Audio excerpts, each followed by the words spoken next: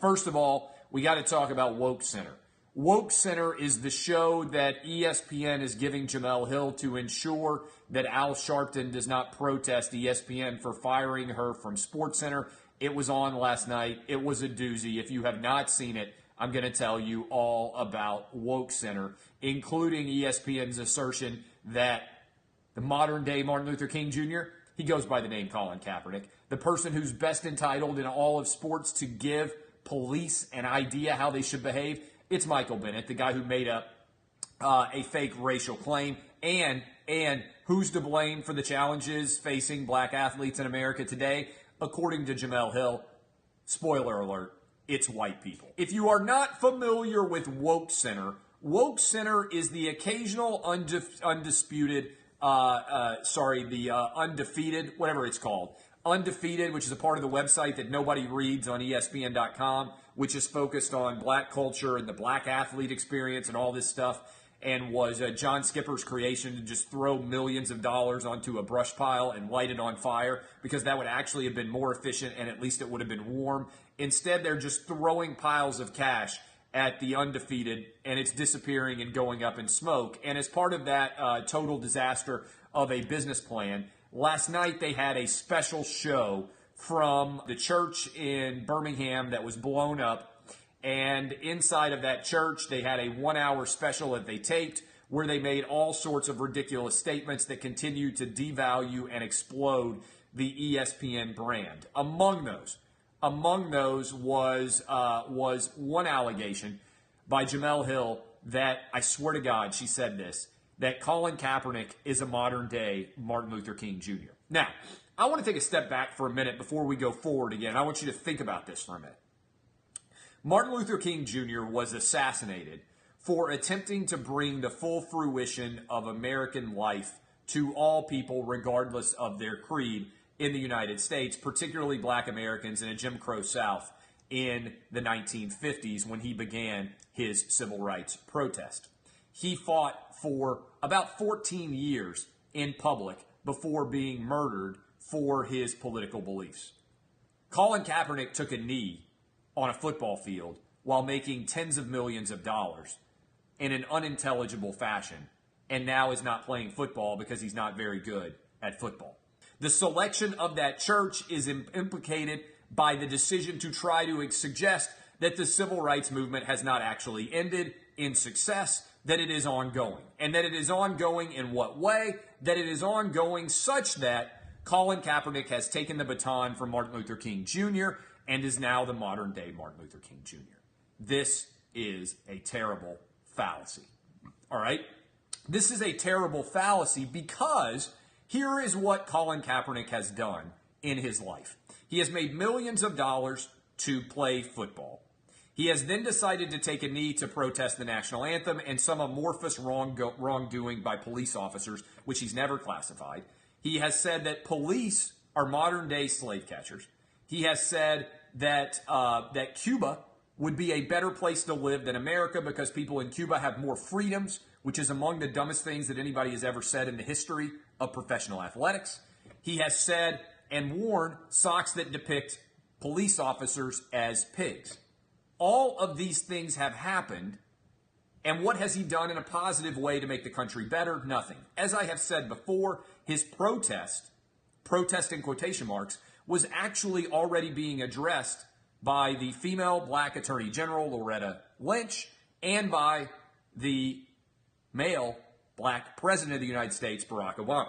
He said he wanted more rigorous investigation of police shootings. Well, that was already taken care of. The Department of Justice was already conducting its own federal investigations of any local police shootings to ensure that there were no cover-ups based on race. They were also conducting civil rights investigations, which is how we know that a story such as Michael Brown, hands up, don't shoot, it was a lie. The investigation from, at the time, Eric Holder, the Attorney General, and Barack Obama, the President, they investigated Michael Brown. They found that everything surrounding that story was a total lie. Okay? It was a lie. It was made up.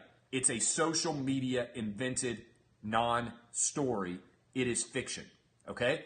Many of the stories surrounding purported victims of police violence are in fact stories, The ones where there was evidence that deserved charges to be brought went before juries. If you are upset with juries not determining a verdict of guilt when you want it to be guilty, take it up with O.J. Simpson.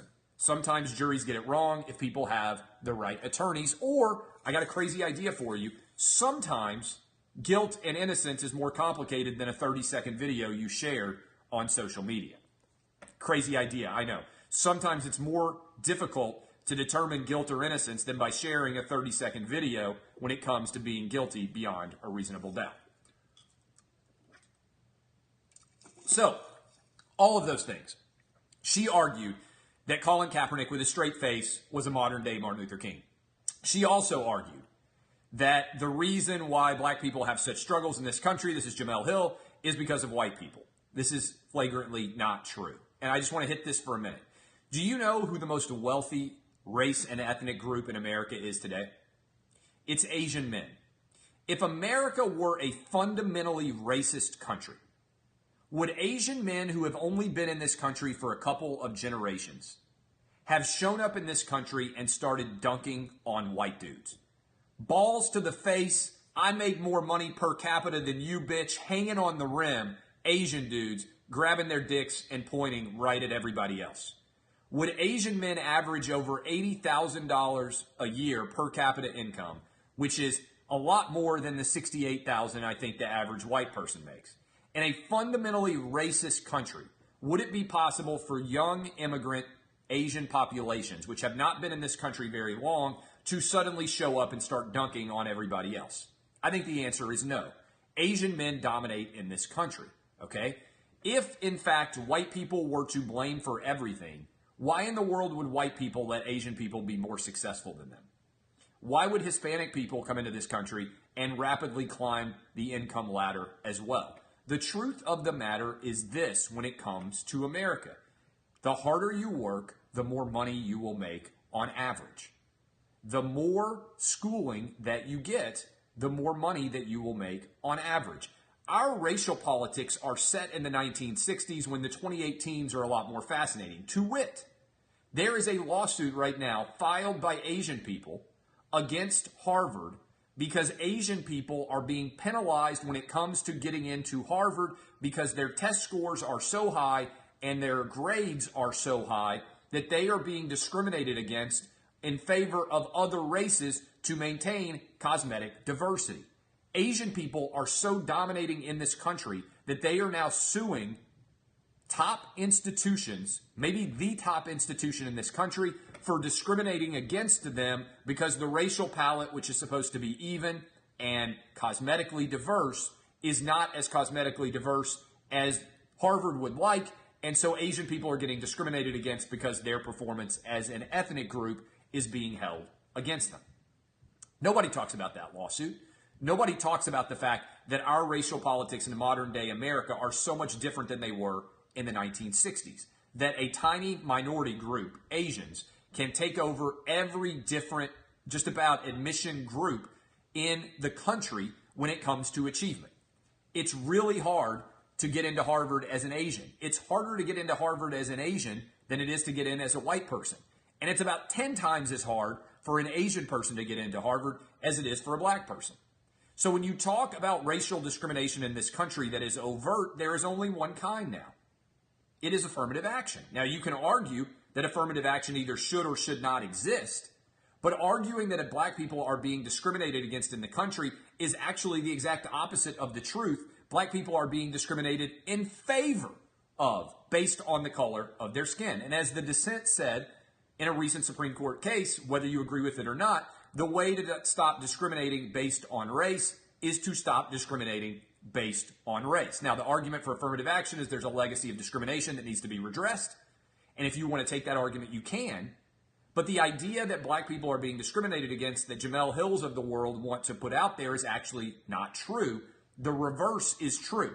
Black people are being rewarded based on their race and solely based on their race, such that Asian people have actually filed lawsuits against black people to get into Harvard. It's a crazy, amazing story that is not being talked about.